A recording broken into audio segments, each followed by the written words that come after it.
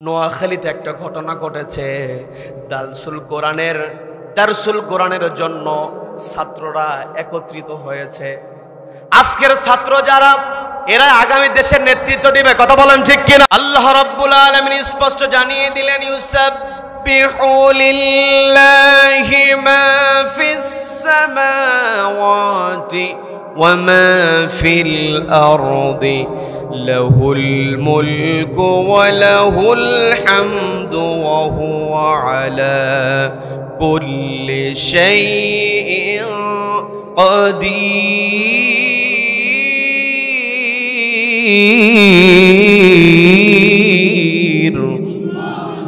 আল্লাহ রাব্বুল আলামিন স্পষ্ট জানিয়ে দিলেন, ইউসাব্বিহু লিল্লাহি মা ফিস সামাওয়াতি ওয়া মা ফিল আরদ।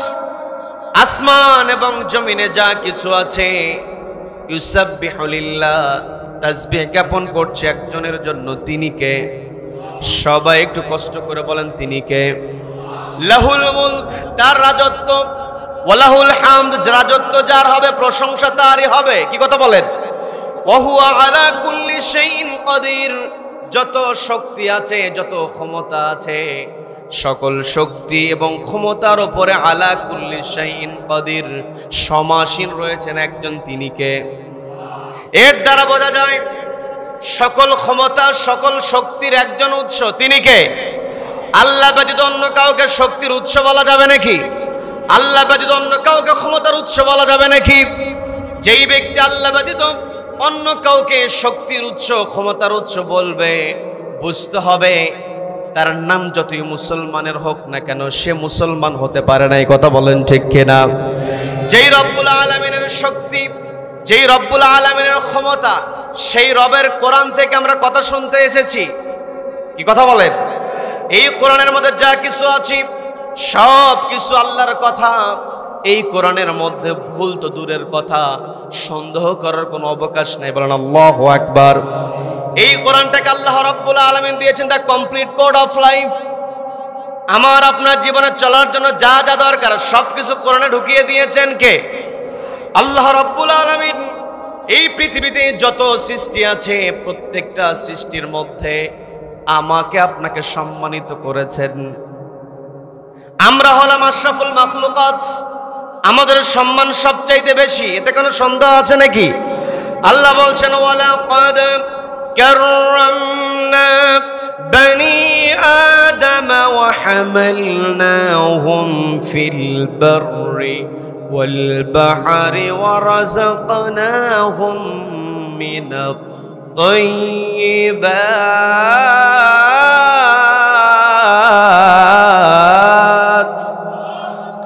আল্লাহ বলছেন, ওয়ালাকাদ কাররামনা বনি আদম, আমি আদম সন্তানকে সম্মানিত করেছি।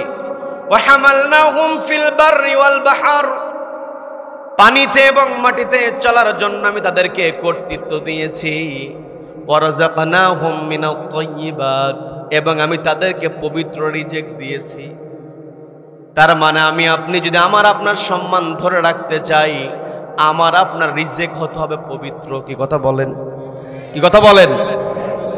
তাহলে পবিত্র রিজিক যার হবে না, যার রিজিক, যার টাকা পয়সা ধন দৌলতের মধ্যে পবিত্রতা থাকবে না, বৈধ পন্থা অবলম্বন করবে না, ও যত বড় নেতাই হোক না কেন, ও কখনো সম্মানিত হতে পারে না। কথা বলেন ঠিক কিনা? আল্লাহ বলেছেন, ওয়ারাযাকনাহুম মিনাত তাইয়্যিবাত, যারা সম্মানিত তাদের রিজিক হবে পবিত্র রিজিক, তাদের রিজিক হবে বৈধ রিজিক। কিন্তু বড় দুঃখ নিয়ে বলতে হয়, আজকে আমার দেশে বৈধ উপায়ে ইনকামের প্রতিযোগিতা বেশি নাকি অবৈধ উপায়ে? অবৈধ উপায়ে। আমার দেশে আইন কানুন আছে না নেই? আমার কথায় বিরক্ত হচ্ছেন? বিরক্ত হচ্ছেন? আমার দেশে আইন আদালত আছে, কিন্তু দিন দিন দুর্নীতি, চুরি ডাকাতি, অবৈধ উপায়ে সম্পদ গ্রাস করা, এটা বাড়ছে না কমছে? শিক্ষিত মানুষ বাড়ছে না কমছে? শিক্ষিতও বাড়ছে, দুর্নীতিও বাড়ছে। কথা তো উল্টা হয়ে গেল। কি কথা বলেন? কথা তো হওয়া উচিত ছিল, শিক্ষিত বাড়ছে, দুর্নীতি কমছে, কিন্তু কষ্ট নিয়ে বলতে হয় আজকে আমার দেশে যে যত বড় শিক্ষিত সে তত বড় চোর, যার চেয়ার যত বড় সে তত বড় ডাকাত। একটাই কারণ, শিক্ষিত হচ্ছে কিন্তু শিক্ষা ব্যবস্থায় নেই একটি কিতাব। সেই কিতাবের নাম কি? কিতাবের নাম কি? এই কোরআনের মধ্যে এমন কিছু নাই যেটা আল্লাহ ঢুকান নাই। কোরআনের মধ্যে নীতি দেওয়া আছে, কোরআনের মধ্যে যে কথা আছে এই কথার চাইতে শ্রেষ্ঠ কথা পৃথিবীতে আর একটাও হতে পারে? কোরআনের মধ্যে যে নীতি আছে এই নীতির চাইতে শ্রেষ্ঠ নীতি পৃথিবীতে আর একটা হতে পারে? শ্রেষ্ঠ কোনো কিছু হলে আমরা বিশেষণ দিয়ে থাকি।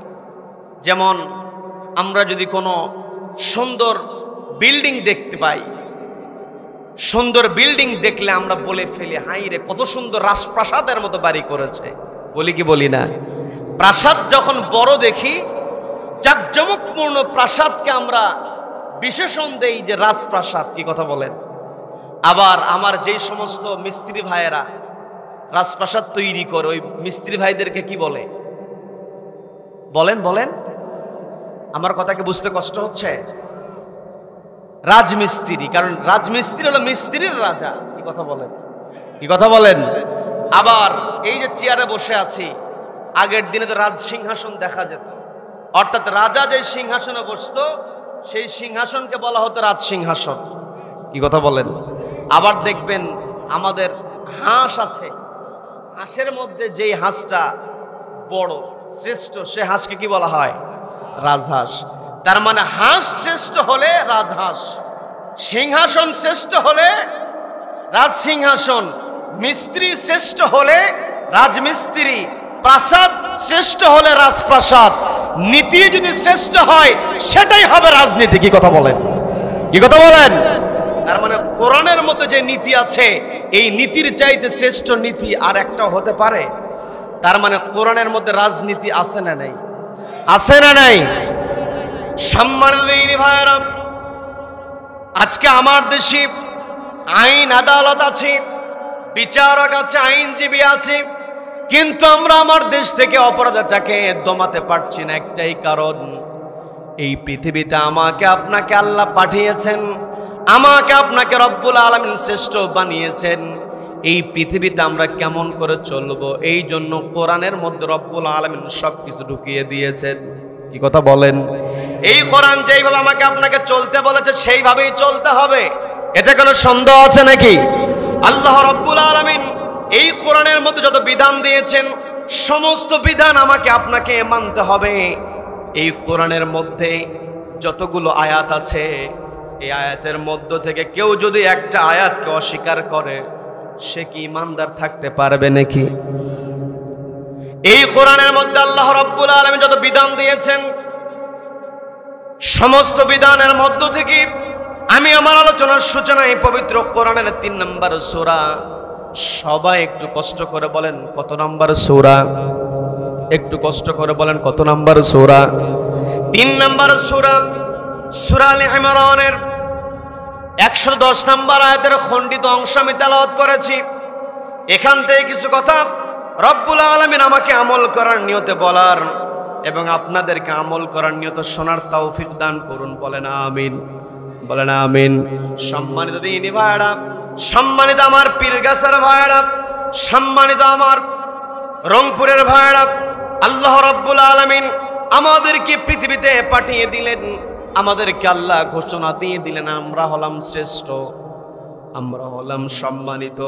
এই সম্মানিত হিসাবে আমরা যদি কাজ করতে চাই, রবের যদি আমরা সন্তুষ্টি অর্জন করতে চাই, আল্লাহ রাব্বুল আলামিন সূরা আলে ইমরানের 110 নম্বর আয়াতে আমাদেরকে ডাক দিয়ে বলছেন, কুনতুম খায়রা উম্মাতিন উখরিজাত লিন-নাস তা'মুরুনা বিল মা'রুফি ওয়া তানহাউনা 'আনিল মুনকারি ওয়া তু'মিনুনা বিল্লাহ।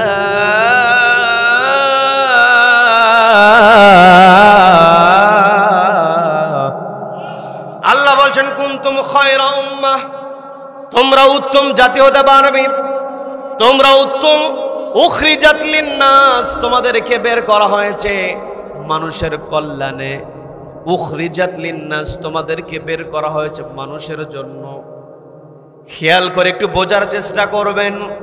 আল্লাহ আমার আপনার সম্মানের ব্যাপারে বললেন, ওয়ালাকাদ কাররামনা বানি আদম, আদম সন্তান শব্দটা আল্লাহ ব্যবহার করেছেন।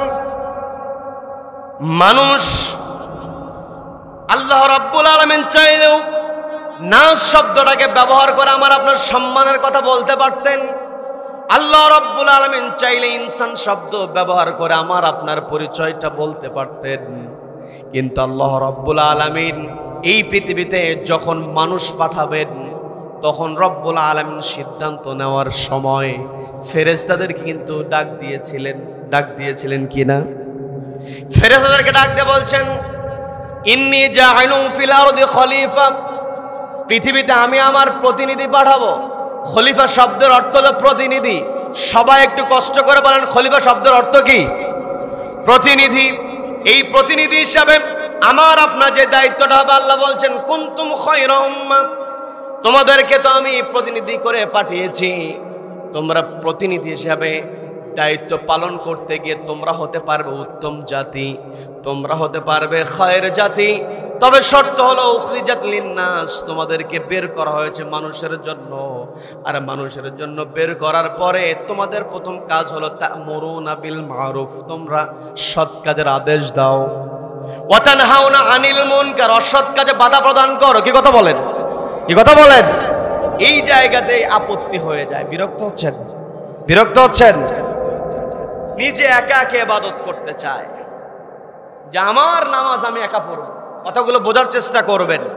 ফেরেশতাদেরকে আল্লাহ ডাক দিয়ে বলছেন, ইন্নী জাইলুন ফিল আরদি খলিফা, এই জায়গাতে খলিফা শব্দ ব্যবহার করা হয়েছে।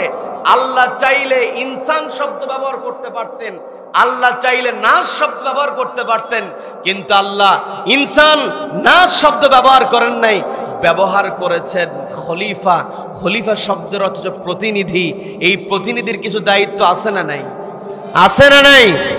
যখন ডাক্তারের কাছে যাওয়া হয়, ডাক্তার প্রেসক্রাইব করার পরে প্রেসক্রিপশন নিয়ে যখন বাইরে আসা হয়, তখন ওষুধ কোম্পানির ভাইয়েরা দৌড়ে গিয়ে ওই প্রেসক্রিপশন দেখে আর ছবি তোলে। এমন ঘটনা আমার দেশে আছে না নাই? আছে না নাই? ওই ভাইদেরকে বলা হয় রিপ্রেজেন্টেটিভ। কি বলা হয় না? যে রিপ্রেজেন্টেটিভ শব্দের অর্থ হচ্ছে প্রতিনিধি। ওই যে ভাইরা ক্যামেরা নিয়ে ছবি উঠালো, একটা কোম্পানির পক্ষ থেকে এসে, যে কোনো কোম্পানি হতে পারে, ওই কোম্পানির তাকে দায়িত্ব দিয়েছে, দেখো তো আমার ঔষধ ডাক্তার লেখে কিনা। দায়িত্ব দিয়েছে বলে ওকে রিপ্রেজেন্টেটিভ বলা হয়। আমাকে আপনাকে রব্বুল আলামিন পৃথিবীতে পাঠিয়েছেন দায়িত্ব দিয়ে।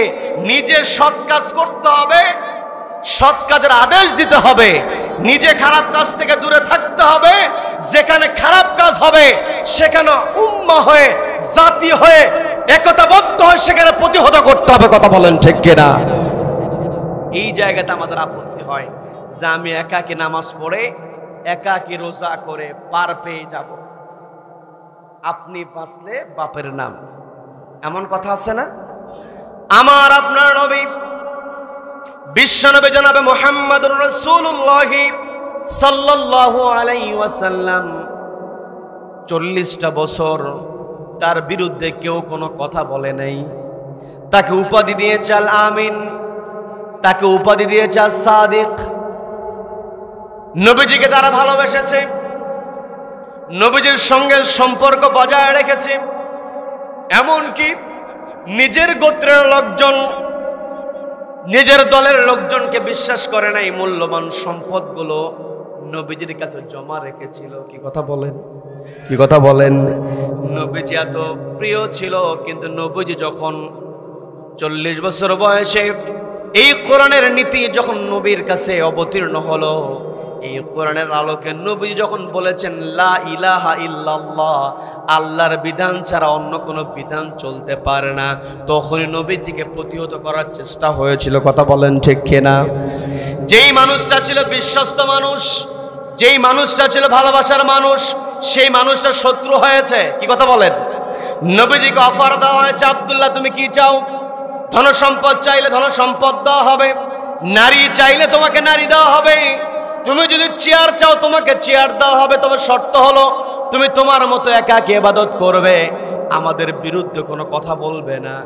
নবীজি বলেছিলেন, আমার এক হাতে চন্দ্র আর এক হাতে যদি সূর্য দেওয়া হয় আমি প্রত্যাখ্যান করব, তবুও আল্লাহর জমিনে আল্লাহর বিধানের কথা আমি অবশ্যই বলবো। কথা বলেন ঠিক কিনা? লা ইলাহা ইল্লাল্লাহর মিনিংটা বুঝতে হবে। লা ইলাহা ইল্লাল্লাহ, আল্লাহ ছাড়া কোনো বিধানদাতা নাই, মানে হলো এই কোরআনের বিধান ছাড়া আর কোনো বিধান চলতে পারে না। কথা বলেন ঠিক কিনা? এই কোরআনের নীতি ছাড়া আর কোনো নীতি চলতে পারে না, এটাই হচ্ছে লা ইলাহা ইল্লাল্লাহ।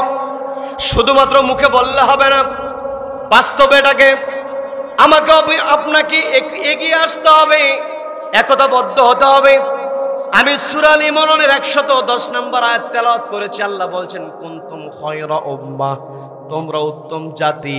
তার মানে জাতি হিসেবে আমাদেরকে ঐক্যবদ্ধ হতে হবে। আমাদের ঐক্যবদ্ধ হওয়ার ফর্মুলা হলো একটি কিতাব। সেই কিতাবের নাম কি? সবাইকে বলতে হবে সেই কিতাবের নাম কি?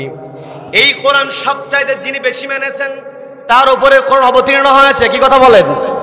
নবীজিকে ওরা সত্যবাদী বলেছে, নবীজিকে ওরা আল আমিন বলেছে, নবীজিকে আল আমিন বলেছে, সত্যবাদী বলেছে। কিন্তু যখনই নবীজির কাছে কোরআন এসেছে, নবীজি কোরআনের বিধান বাস্তবায়নের কথা বলেছে, নবীজিকে ওরা মিথ্যাবাদী বানানোর জন্য চেষ্টা করেছে, পায়তারা করেছে, নবীজিকে অপমান করার চেষ্টা করেছে। কিন্তু দিন শেষে ওরা অপমান করতে পারে নাই, ওরা অপমানিত হয়েছে। কি কথা বলেন? কি কথা বলেন? নবীজির কথা বলতে গেলে আবু জাহেলের কথা আছে না নাই? মুসা আলাইহিস সালাতু ওয়াস সালামের কথা বলতে গেলে ফেরাউনের কথা আছে না নাই? জাতির পিতা ইব্রাহিম আলাইহিস সালাতু ওয়াস সালামের কথা বলতে গেলে নমরুদের নাম আছে না নাই? আজ আমি আপনি কোরআনের বিধান বাস্তবায়নের কথা বলা হলে ওই আবু জাহেলের উত্তরসূরি, ফেরাউনের উত্তরসূরি, নমরুদের উত্তরসূরিরা আজও পর্যন্ত বাধা দিচ্ছে। কথা বলেন ঠিক কিনা? কষ্ট নিয়ে বলতে হয়। আমি মঞ্চে ওঠার পূর্বে একটা দৃশ্য আমি দেখে এসেছি। নোয়াখালীতে একটা ঘটনা ঘটেছে। দারসুল কোরআনের জন্য ছাত্ররা একত্রিত হয়েছে। আজকের ছাত্র যারা, এরা আগামী দেশের নেতৃত্ব দিবে। কথা বলেন ঠিক কিনা? কোরআনের পাখি আজকে যেমন তাফসিরুল কোরআন হেডলাইন দেওয়া হয়েছে, আগের দিনে মুরব্বীরা বসে আছেন, বিরক্ত হচ্ছেন নাকি? বিরক্ত হচ্ছেন? আগের দিনের মুরব্বীরা এখানে বসে আছেন, তারা বলতে পারবেন আগের দিনে যখন দিনে জালসা হতো সেখানে হেডলাইন দেওয়া হতো ইসালে সব সভা, ইসলামী জালসা। কি কথা বলেন? আজিমুসমান মাহফিল, ওয়াজ মাহফিল, ইসলামী মাহফিল, এগুলো নাম দেওয়া হতো। কি কথা বলেন? কিন্তু এখন বাংলাদেশের প্রত্যেকটা জায়গায় আনাচে কানাচে যে হেডলাইনটা দেওয়া হয় তাফসিরুল কোরআন মাহফিল, এই হেডলাইনটা গোটা বাংলাদেশে যিনি স্থাপন করেছেন, প্রতিষ্ঠা করেছেন, তিনি হলেন শহীদ আল্লামা দেলোয়ার হোসেন সাঈদী রহমাতুল্লাহ আলাইহি। কথা বলেন ঠিক কিনা? তাকে অপমান করার চেষ্টা করা হয়েছে, তার বিরুদ্ধে অপবাদ দেওয়া হয়েছে। আজ থেকে ১.৫ বছর পূর্বে যারা আল্লামা সাঈদীর বিরুদ্ধে কথা বলতো, আল্লামা সাঈদীর বিরুদ্ধে স্লোগান দিত, এরা আজকে ইঁদুরের গর্ত খুঁজে পায় না। কথা বলেন ঠিক কিনা? আজকে সম্মান তো আবু জাহেলের কম ছিল না, সম্মান তো ওদেরও কম ছিল না, কিন্তু পালাতে বাধ্য হয়েছে।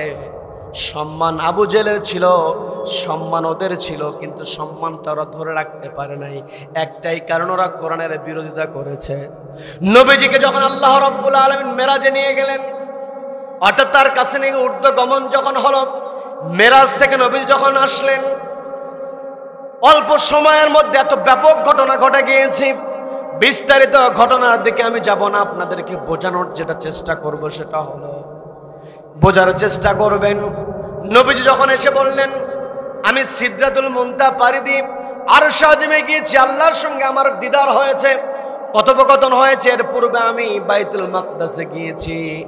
আবু জাহেল চিন্তা করলে এটাই তো সুযোগ, আমার ভাতিজাকে এতদিন পাগল বলেছি, মিথ্যাবাদী বলেছি, প্রমাণ করতে পারে না, আজকে প্রমাণ হবে। এই অল্প সময়ের মধ্যে, গোটা রাতের মধ্যেই তো সম্ভব হবে না, কারণ ওই মক্কা থেকে বাইতুল মুকাদ্দাস পর্যন্ত আসতেই তো সময় পেরিয়ে যাবে। যেহেতু আমার ভাতিজা এত বড় কথা বলছে, এই মুহূর্তকে মিথ্যাবাদী বানাতে হবে। ষড়যন্ত্র ছিল কি ছিল না? লম্বা ঘটনার দিকে আমি যাব না, বোঝানোর জন্য বলছি। আবু জেহেল যখন শুনতে পেল নবীজিকে বলছে, তুমি যে কথা বলছো এটা সত্য নাকি? আপনাদের ঘটনা জানা আছে, বিস্তারিত বলছে। নবীজি বলছেন হ্যাঁ সত্য। তাহলে দরজা জানালা বলো। আল্লাহ রাব্বুল আলামিন জিবরিল আমিনের দ্বারা এমন করে নবীজির সামনে বাইতুল মুকাদ্দাসকে তুলে ধরলেন।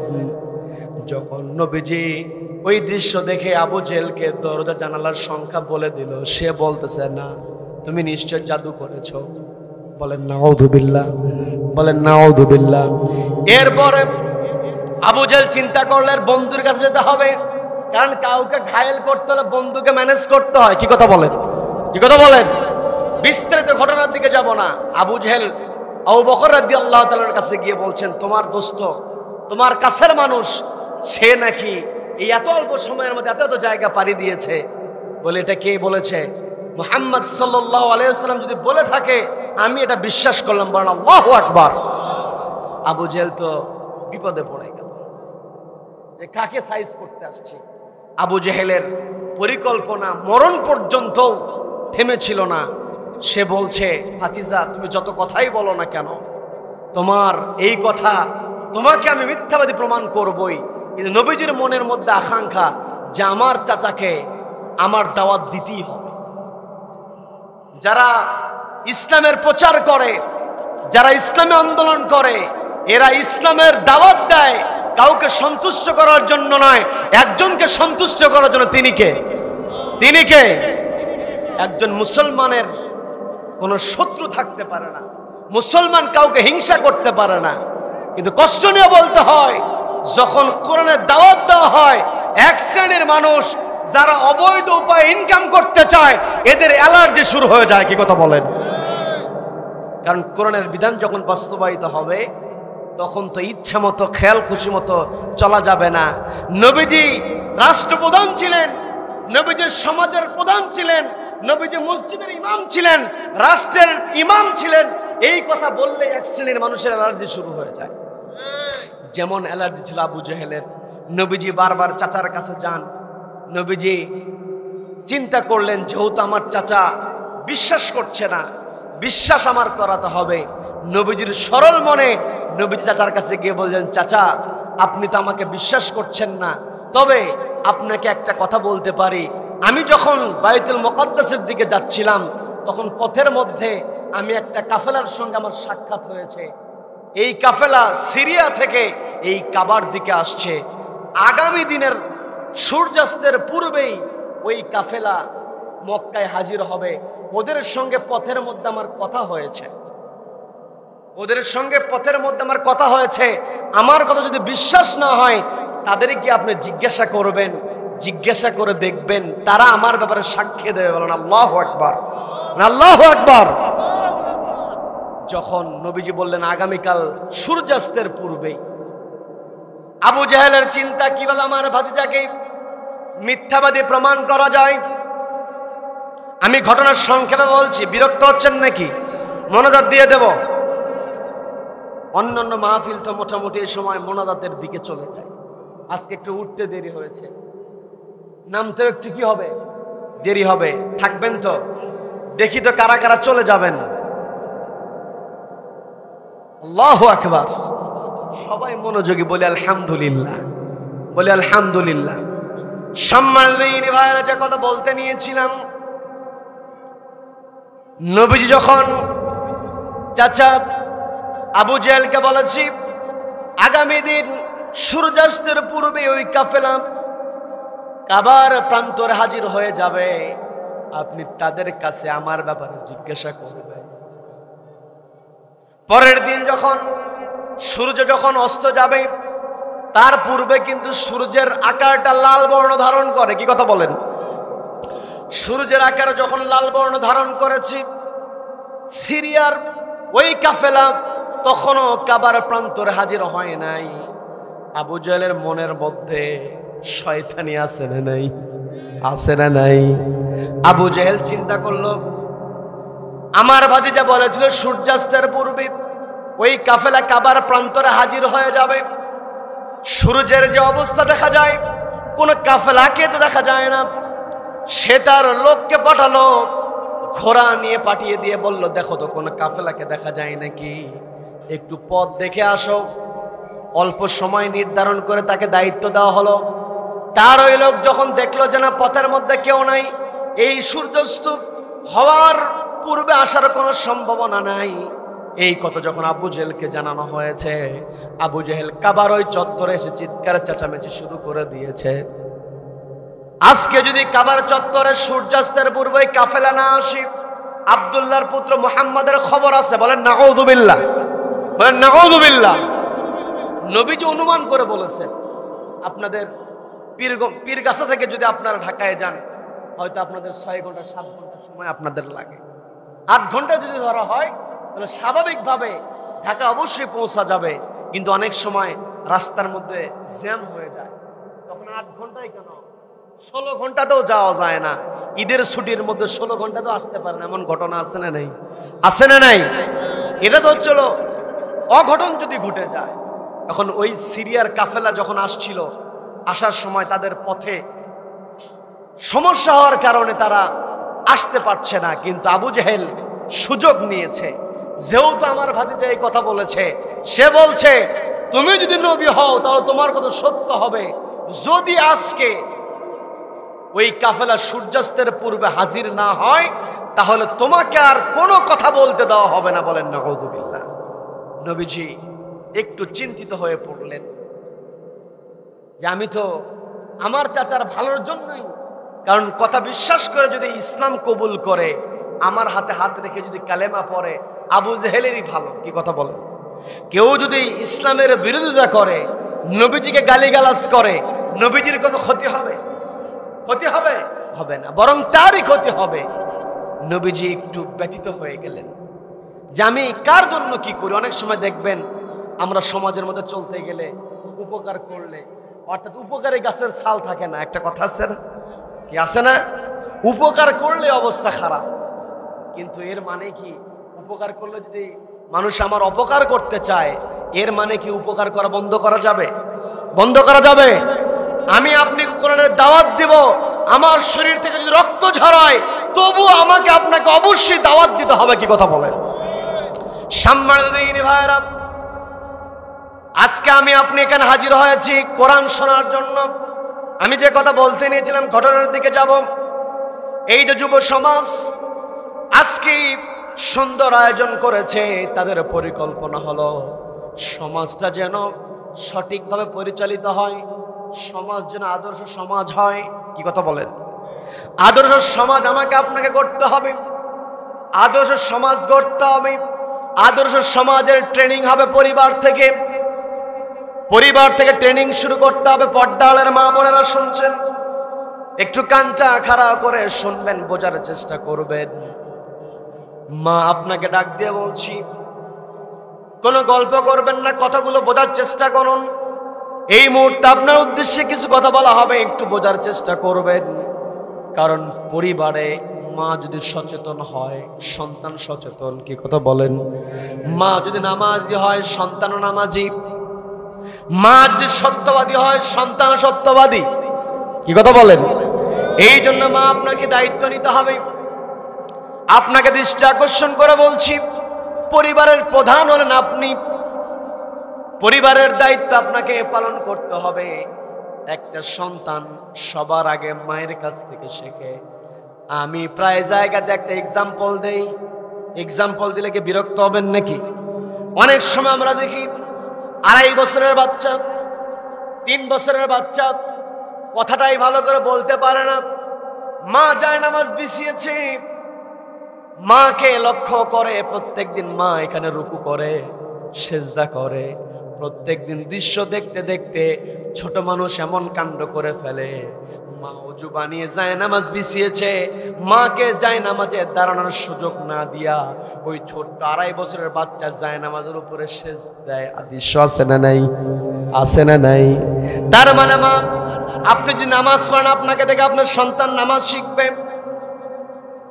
আমি তো বলি, এই পৃথিবীতে যত বড় ইউনিভার্সিটিতে আপনার সন্তানকে আপনি পড়ান না কেন, পরিবার নামক যে শিক্ষা প্রতিষ্ঠান, পরিবার নামক যেই ইউনিভার্সিটি, এই পরিবার নামক শিক্ষা প্রতিষ্ঠান থেকে সবার আগে শিক্ষা দিতে হবে ব্যবহার, বংশের পরিচয়। একটা কথা কিন্তু গাড়ির মধ্যে লেখা থাকে, কি কথা বলেন?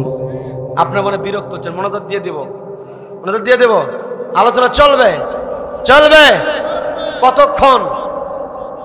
সারা রাত, সারা রাত বক্তা কাজ, বক্তা কাজ হয়ে যায় আর সোজা থাকুক। এই কোরআনের কথা শুধুমাত্র সারা রাত হবে না, যতদিন পর্যন্ত পূর্ব দিগন্ত সূর্য উদিত হয়ে পশ্চিম আকাশে অস্ত যাবে ততদিন পর্যন্ত কোরআনের কথা হবে। কোন কোরআন বিদ্বেষী কোরআনকে থামাতে পারবে না। কারা কারা এই মতের পক্ষে দুই হাত উঁচু করে আল্লাহকে দেখা। নারে তাকবীর, নারে তাকবীর।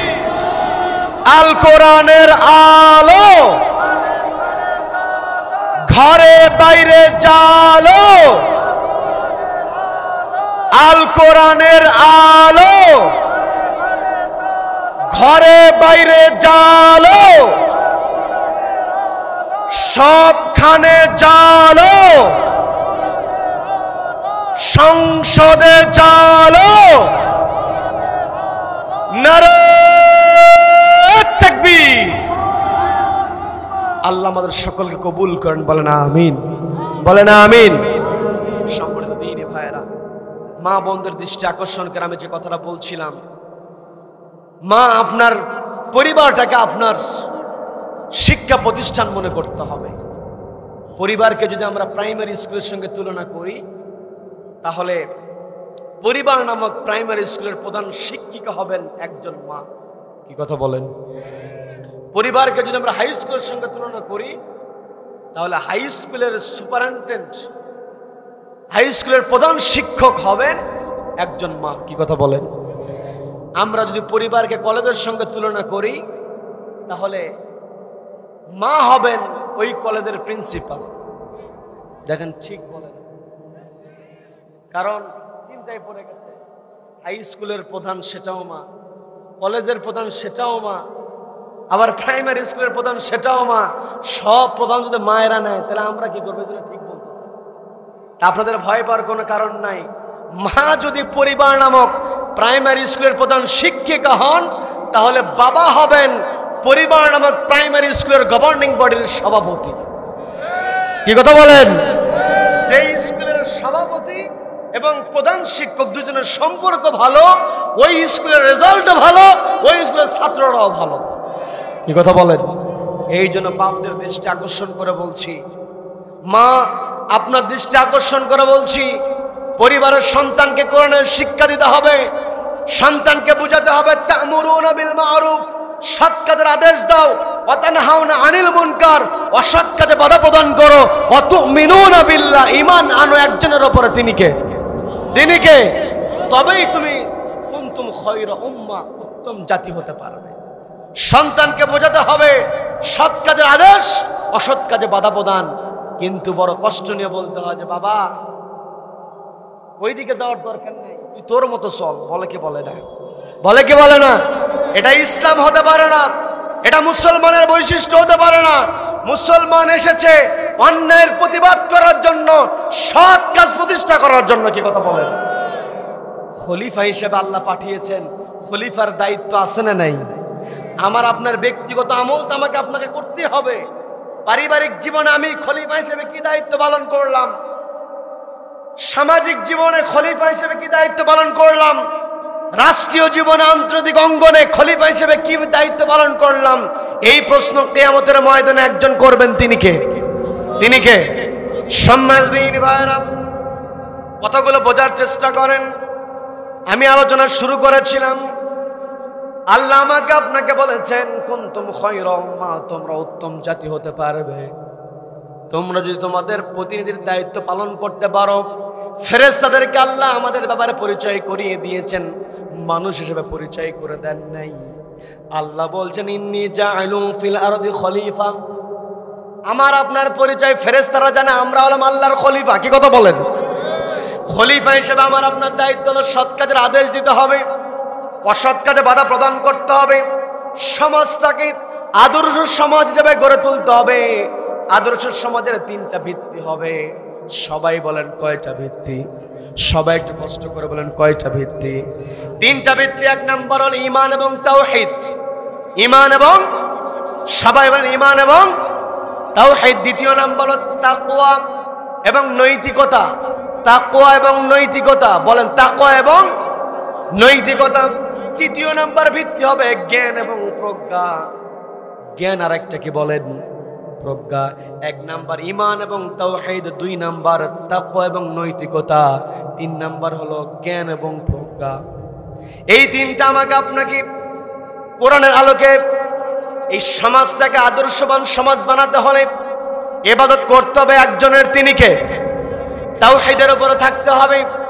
দ্বিতীয় নাম্বার, সমাজটাকে আদর্শ সমাজ বানাতে হলে তাকওয়া অর্জন করে নৈতিক হতে হবে।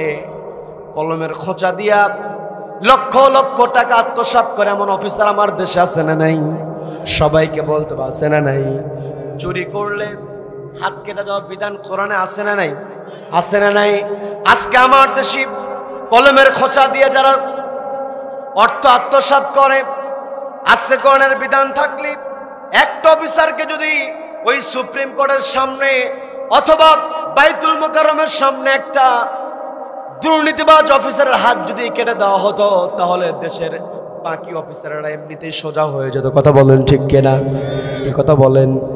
আমার দেশে রংপুরের ভাইরা আবাদ করে, রংপুরের ভাইরা কষ্ট করে লাউ আবাদ করে, রংপুরে বিক্রি হয় 30 টাকা পিস, ঢাকায় যাওয়ার পরে ওই লাউ হয়ে যায় 100 টাকা। কি কথা বলেন?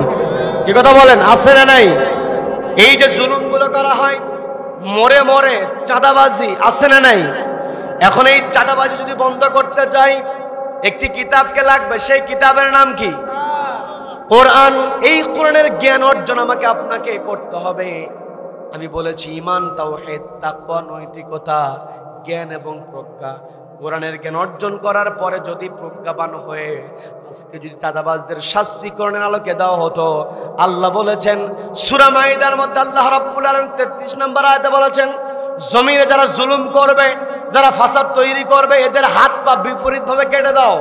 অর্থাৎ যারা জুলুম করবে, ফাসাদ তৈরি করবে, এদের ডান হাত বাম পা, ডান হাত বাম পা, আবার বাম হাত ডান পা কেটে দাও। আজকে যদি একটা চাঁদাবাজকে যদি ওই বাইতুল মুকাররমের সামনে অথবা সুপ্রিম কোর্টের সামনে একটা চাঁদাবাজের হাত পা যদি কেটে দেওয়া হতো, এক রাতের মধ্যে গোটা দেশের চাঁদাবাজরা আল্লাহওয়ালা হয়ে যেত। কথা বলেন ঠিক কিনা? এই কথাগুলো যখন বলা হয় তখন হুজুরেরা খারাপ। কি কথা বলেন? আমার আপনার নবীজিকে গালি দেওয়া হয়েছে, আমার আপনার নবীজিকে মিথ্যাবাদী বানানো হয়েছে। আজকে আমার দেশে কোরআনওয়ালাদেরকে ধর্ষণকারী বানানোর চেষ্টা করেছিল। কথা বলেন ঠিক কিনা? যারা পরিকল্পনা করেছিল তারা আজকে থাকতে পারছে না। কি কথা বলেন? ওই কোরআনের পাখির কথাই বলা হয়, তোমরা ষড়যন্ত্র করছো, তোমরা যে ষড়যন্ত্র করছো, এমন একটা সময় আসবে যেই নির্যাতন তোমরা করছো গোড়াতে ঝাঁকি দেওয়া হবে, দিল্লিতে গিয়ে পড়বা। ঠিকই পড়েছে। কি কথা বলেন? আল্লাহওয়ালাদের কথা কখনো বৃথা যেতে পারে না। আজকে আমাদের কোরআনের পাখি তাফসীরুল কোরআন এই যে হেডলাইন দিয়ে তিনি মাহফিলের সূচনা করেছেন, কিয়ামত পর্যন্ত এটা থাকবে ইনশাআল্লাহ। কি কথা বলেন? সম্মানিত দিনী ভাইরা, যেই কথা বোঝানোর চেষ্টা করছি, আদর্শ সমাজ আমাকে আপনাকে গড়ে তুলতে হবে। এই আদর্শ সমাজের দায়িত্ব হবে, ভিত্তি হবে তিনটা। আমি বলেছি ঈমান এবং তাওহীদ, আমি বলেছি তাকওয়া এবং নৈতিকতা, জ্ঞান এবং প্রজ্ঞা। এই তিনটা জিনিসটাকে ভিত্তি করে নিয়ে দুইটা কর্মসূচি আমাকে আপনাকে বাস্তবায়ন করতে হবে। আল্লাহ বলছেন তা'মুরুনা বিল মা'রুফ, সৎ কাজের আদেশ দাও, ওয়া তানহাউনা আনিল মুনকার, অসৎ কাজে বাধা প্রদান করো। এই দুইটা কাজ আমরা করতে রাজি আছি তো? রাজি আছি তো? আল্লাহ আমাদের সকলকে কবুল করেন, বলেন আমিন, বলেন আমিন। সম্মানিত দিনী ভাইরা, রাত অনেক গভীর হয়ে গিয়েছে, ফজরের নামাজের দিকে খেয়াল করার দরকার আছে না নাই? ফজরের নামাজের দিকে আমাকে আপনাকে খেয়াল করতে হবে। সারা রাত আলোচনা শোনার পরে যদি আমার আপনার ফজরের নামাজটা না হয়, এই আলোচনা শুনে কোনো ফায়দা হবে নাকি? আমরা ফজরের নামাজের দিকে খেয়াল করবো। আমি যে ঘটনা বলছিলাম ওটা বলবো নাকি মনোযোগ দেব? এখনই এখনই বলতে হবে, মনোযোগ দিয়ে দিব। সম্মানিত দিনী ভাইরা, সংক্ষেপে বলে শেষ করি। নবীজি বলেছেন সূর্যাস্তের পূর্বে ওই কাফেলা হাজির হবে। আবু জেহেল যখন চক্রান্ত শুরু করে দিয়েছে, নবীজিকে মিথ্যাবাদী বানানোর জন্য চেষ্টা করছে, নবীজি একটু চিন্তিত হয়েছেন। নবীজির মনের অবস্থা একজন জানেন, তিনি কে? আমার আপনার মনের অবস্থা একজন জানেন, তিনি কে? মনের মধ্যে কি আছে এটা আল্লাহ জানেন, দুনিয়ার কেউ না জানলে, পাশে শুয়ে থাকা স্ত্রী নাও জানতে পারে, পাশে বসে থাকা বন্ধুটা নাও জানতে পারে, সন্তানকে কোলে নিয়ে আছেন ওই সন্তানও বুঝতে না পারে, একজন বুঝতে পারে, তিনি কে? এই ভয়টা আমার আপনার ভিতরে সবসময় থাকতে হবে। নবীজি যখন একটু চিন্তিত হয়েছেন, আল্লাহ রাব্বুল আলামিন জিবরিল আমিনকে বললেন, ও জিবরাইল, আমার বন্ধু চিন্তিত হবে, পেরেশান হবে, এটা আমি সহ্য করতে পারবো না। তুমি আমার নবীজির, আমার হাবিবের কানে গিয়ে বলো, যতক্ষণ না পর্যন্ত ওই সিরিয়ার কাফেলা কাবার প্রান্তরে হাজির না হবে, ততক্ষণ পর্যন্ত সূর্যের ক্ষমতা নাই সে অস্ত যায়। বলেন আল্লাহু আকবার, বলেন আল্লাহু আকবার। তার মানে নবীজিকে সত্যবাদী প্রমাণের জন্য আল্লাহ রাব্বুল আলামিন সূর্যের গতিপথ পর্যন্ত বন্ধ করে দিয়েছিলেন। বলেন আল্লাহু আকবার। সেই নবীজিকে বাদ দিয়ে অন্য কাউকে আদর্শ মানা যাবে? অন্য কাউকে নেতা মানা যাবে? নবীজিকে আদর্শ মানতে হবে। সমাজে নবীজি যেমন সমাজের নেতৃত্ব দিয়েছেন, নামাজে যেমন নেতৃত্ব দিয়েছেন, আমার আপনার নেতৃত্ব বাছাই করতে হবে ওইভাবে, যেই নেতা নামাজে ইমামতি করতে পারবে ওই নেতাকে সমাজের নেতা বানাতে হবে। কথা বলেন ঠিক কিনা?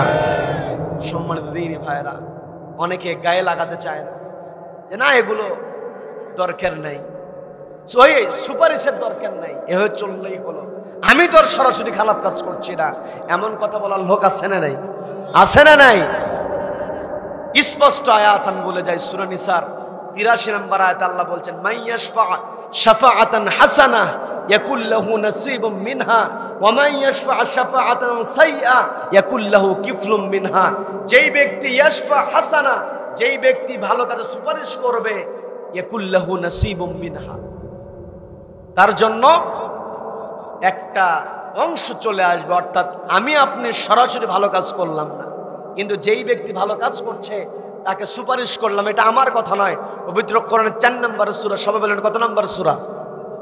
4 নম্বর সূরা, সূরা নিসার মধ্যে আল্লাহ স্পষ্ট বলেছেন, মাইয়াশফা শাফাআতান হাসানা, যেই ব্যক্তি ভালো কাজে সুপারিশ করবে, ইয়াকুল লাহু নাসীবুম মিনহা, যেই ব্যক্তি ভালো কাজে সুপারিশ করবে তার জন্য ওই ভালো কাজ না করলেও সুপারিশ করার কারণে ওই ভালো কাজের একটা সওয়াব আল্লাহ আমল নামায় দিয়ে দেবেন। বলেন না সুবহানাল্লাহ। ওয়া মান ইয়াশফা শাফাআতান সাইয়্যা, আর যেই ব্যক্তি খারাপ কাজে সুপারিশ করবে কিন্তু নিজে খারাপ কাজ করবে না, বোঝার চেষ্টা করবেন, নিজে খারাপ কাজ করবে না কিন্তু খারাপ কাজে সুপারিশ করবে, খারাপ মানুষের পক্ষে চলে যাবে, ইয়াকুল লাহু কিফলুম মিনহা, নিজে খারাপ কাজ না করলেও ওই খারাপ মানুষের পক্ষে থাকার কারণে একটা গুনাহ আমলনামায় যুক্ত হয়। বলেন না আউযুবিল্লাহ। তার মানে আমাকে আপনাকে সমাজে সেইভাবে চলতে হবে, ভালো মানুষের পক্ষে থাকতে হবে, ভালো মানুষের পক্ষে কথা বলতে হবে। কি কথা বলেন? আমার আপনার সাহস যদি না হয়, চুপ থাকেন আপনি, কিন্তু ভালো মানুষের বিরোধিতা আপনি মুসলিম হিসেবে করতে পারেন না। কথা বলেন ঠিক কিনা? সম্মানিত দিনী ভাইরা, এই পৃথিবীতে আমাকে আপনাকে আল্লাহ রাব্বুল আলামিন শ্রেষ্ঠ করে পাঠিয়েছেন। এই শ্রেষ্ঠত্ব ধরে রাখতে হলে আমাকে আপনাকে অবশ্যই কোরআন মেনে চলতে হবে। এই কোরআন এমন একটি পাওয়ারফুল কিতাব, মান জাআলাহু আমামাহু আদাহু ইলাল জান্নাহ।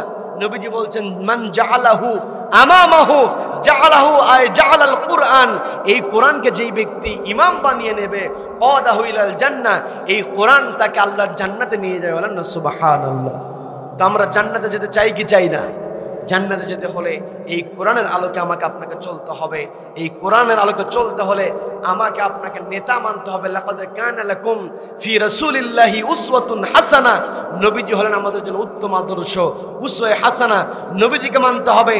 নবীজিকে তো সরাসরি পাবো না, তবে আমার আপনার নেতা সেই হবে যেই নেতার মধ্যে নবীজির আদর্শ আছে।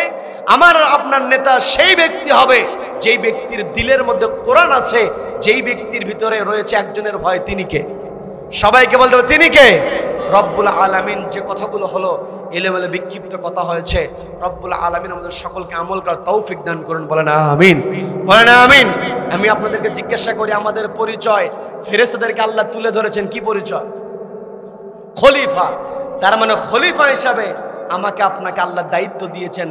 আমি সূরা আল ইমরানের 110 নম্বর আয়াতের শুরুর অংশ তেলাওয়াত করেছি।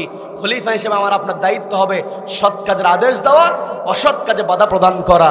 রব্বুল আলামিন আমাদের সকলকে কবুল করেন, বলেন আমিন।